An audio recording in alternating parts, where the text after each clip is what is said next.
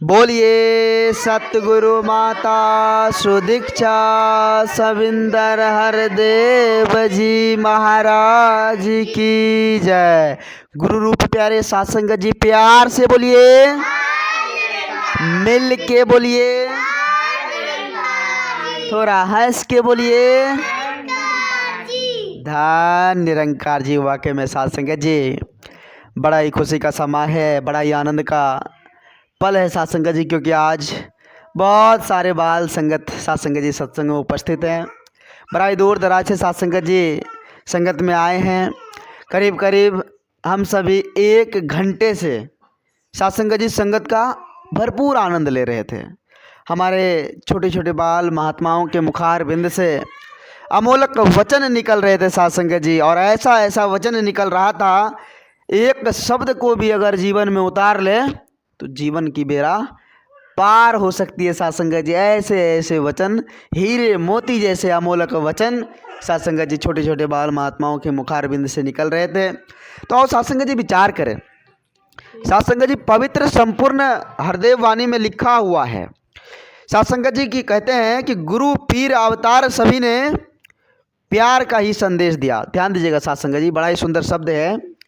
कहते हैं कि गुरु पीर अवतार सभी ने प्यार का ही संदेश दिया, उजर रही इस मानवता को जब आए आबाद किया।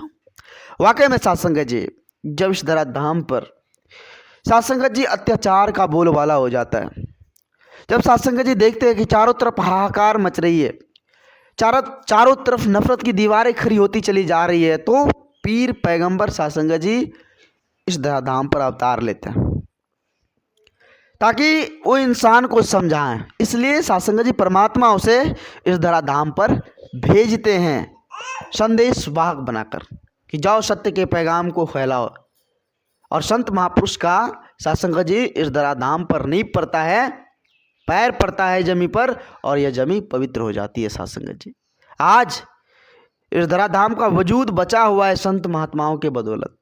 अगर संत महापुरुष नहीं होते इस संसार में तो शायद ये संसार नहीं होता सत्संग जी।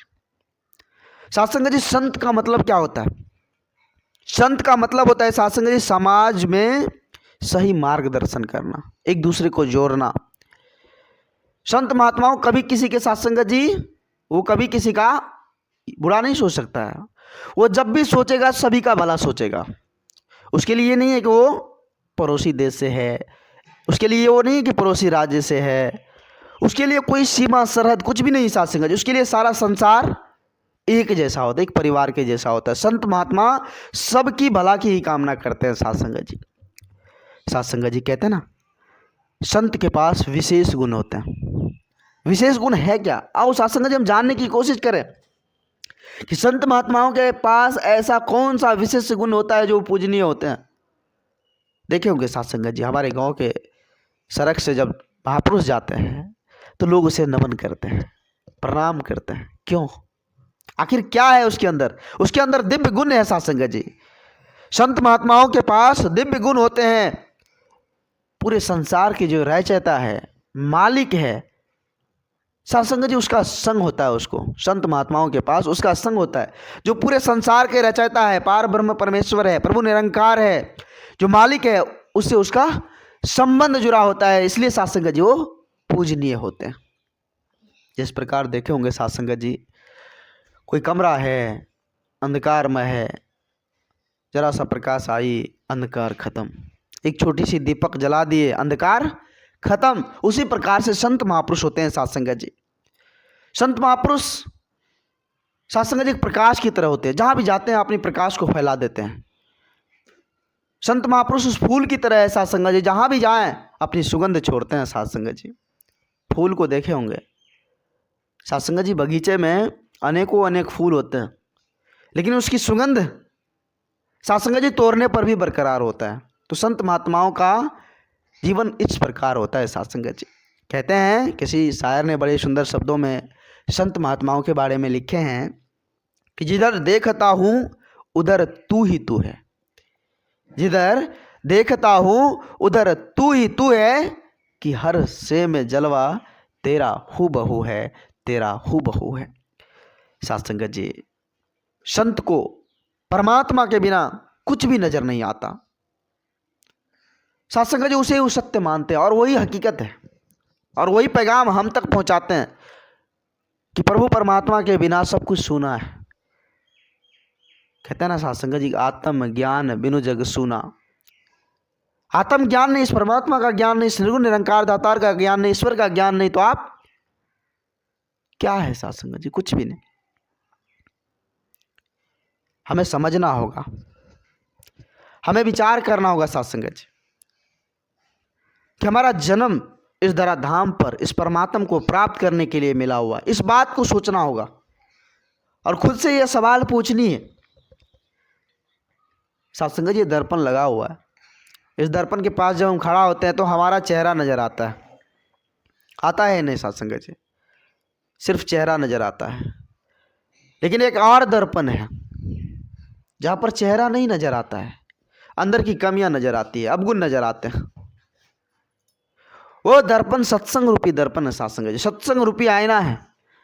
जब हम सत्संग में जाते हैं तो हमारे अंदर की जो बुराइयां है, खामियां है, वो हमें नजर आती है कि हम किस पथ पर चल रहे हैं, कहाँ चल रहे हैं। तो वहाँ सत्संग में भी मिलता है साथ संगत जी। आओ साथ संगत जी विचार करें, पूर्ण विश्वास करें। जब तक हम चाहेंगे नहीं तब तक हम भक्ति भजन नहीं कर पाएंगे। जब तक हमें प्यास नहीं लगेगी तब तक संभव ही नहीं है साथ संगत जी कि हम, प्यास लगेगी तो ना कुआं के पास पहुंचेंगे। प्यास ही नहीं है तो कुआं के पास जाकर क्या करेंगे साथ संगत जी? तो प्यास जरूरी है। कौन सी प्यास? वो भक्ति वाली प्यास साथ संगत जी। तो आज को एक छोटा सा विचार याद आ गया। साथ संगत जी एक बहुत बड़ा शहर था। शहर में देखे होंगे साथ संगत जी, चारों तरफ बिल्डिंग ही बिल्डिंग नजर आती है, चारों तरफ बिल्डिंग ही बिल्डिंग आपको नजर आएगी। अगर रास्ते से आप गुजर रहे हैं तो कहीं साथ संगत जी आपको स्पेस नजर नहीं है, खाली जगह बहुत कम। तो शहर में होता क्या साथ संगत जी, अपने लोग के गांव में तो साथ संगत जी नल की व्यवस्था है, जहाँ तक देखे चापाकल भी मिल जाता है। लेकिन शहर में चापाकल नहीं मिलता है, कहीं भी आपको चापाकल नजर नहीं आएगा साथ संगत जी। तो शहर से एक व्यक्ति, अनजान व्यक्ति थे साथ संगत जी, गाँव के ही थे। तो संयोग से शहर से जा रहे थे।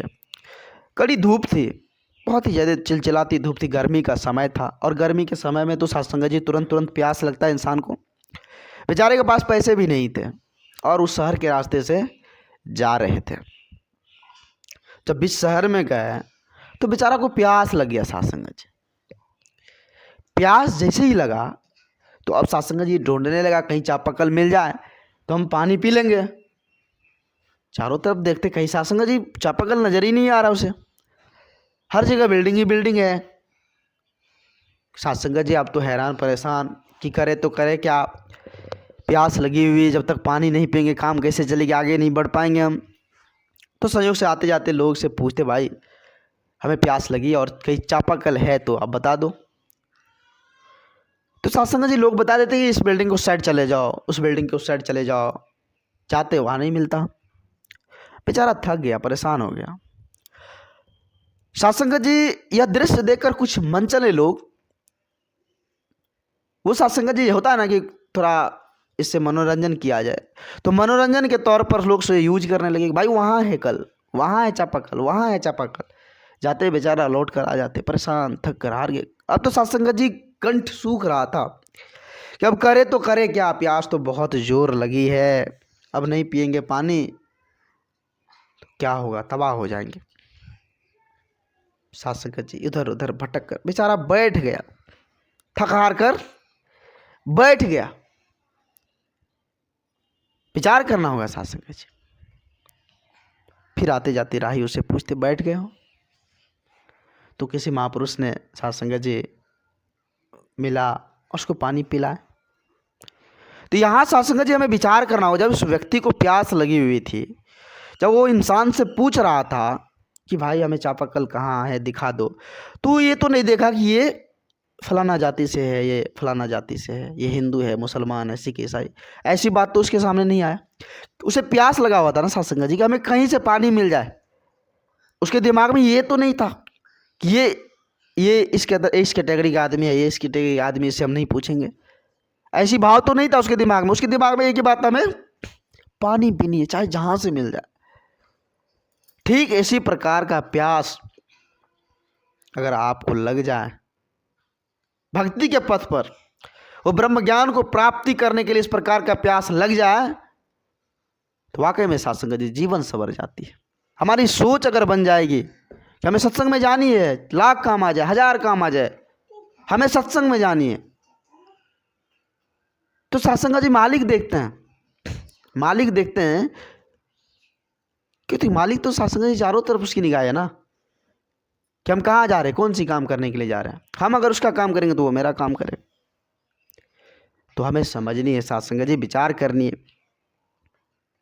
कहते हैं कि रहमन इस संसार में सबसे मिलियो धाय, ना जाने किस वेश में नारायण मिल जाए। अगर सत्संग में आप जा रहे हैं, अगर नित्य प्रतिदिन आप सेवा सत्संग से जुड़े हैं, संत महात्माओं का आदर सम्मान कर रहे, तो ना जाने किस वेश में आपको नारायण मिल जाएगा, इसकी कोई गारंटी नहीं है। माता सबरी के बारे में हम सभी जानते हैं साथ संगत जी। उसे पूर्ण विश्वास था सच्चे सदगुरु पर कि हमारे सदगुरु ने हमें कहा है कि राम आएंगे, भगवान आएंगे। साथ संगत जी बूढ़ी हो गई, बहुत सारे आते जाते लोग भी हंसते थे कि क्या कर रही हो तुम, कभी मिलने वाला नहीं है भगवान। उसे पूर्ण विश्वास था कि हमारे भगवान आएंगे। नित्य दिन वो फूल बिछाती थी, आंचल से साथ संगत जी साफ करती थी, आते जाते राई लोग देखकर हंसते थे, लेकिन फिर भी वो अडिग रहे, विश्वास किए, और परमात्मा भगवान राम खुद चल कर आए। साथ संगत जी हम सभी जानते हैं। तो पूर्ण विश्वास करने की जरूरत है साथ संगत जी, फिर जाकर वो नारायण हमें मिलेगा। ऐसे नहीं मिलेगी। ऐसे अगर मिलता तो रुपये पैसे से मिलता, धन दौलत से मिलता, तो लोग खरीद कर रख लेते साथ संगत जी, क्योंकि बड़े बड़े राजा महाराजा हुए हैं साथ संगत जी संसार में। तो ये मिलेगी कब? पूर्ण भाव, समर्पण के भाव से मिलेगी साथ संगत जी। जब पूर्ण समर्पण के साथ, पूर्ण समर्पित भाव के साथ सेवा सत्संग से जुड़ जाएंगे, संत महात्माओं के चरण धूल को, संत वचन को धारण करेंगे, मनमत को छोड़कर गुरमत को अपना कर इस जीवन को जिएंगे, तो वाकई में साथ संगत जी हमें नारायण मिलेगा, इस परमात्मा का दीदार होगा, और हम भी अपने जीवन को खुशहाली तौर पर जीते चले जाएंगे साथ संगत जी। तो आओ साथ संगत जी हम सभी अपने आप को भाग्यशाली समझे, अपने आप को लक्की समझें, क्योंकि आज समय के सदगुरु माता जी की असीम कृपा से, रहमत से ये सुंदर मोमेंट मिला हुआ है, ये सुंदर माहौल मिला हुआ है, सत्संग का रूप मिला हुआ है। आओ साथ संगत जी हम सभी शुक्रगुजार करें। हे परमपिता परमात्मा, हे निर्गुण निरंकार, जो संत महापुरुष सेवा सत्संग से जुड़े हैं, ऐसे संतों की झोली खुशियों से भर देना, सदा सभी सुखों से भर देना, सारे दुख तकलीफ परेशानी को हरते हुए संतों की टोली में बैठाए रखना। आप जी कृपा करना, कृपा करना। प्यार से बोलिए धन निरंकार जी।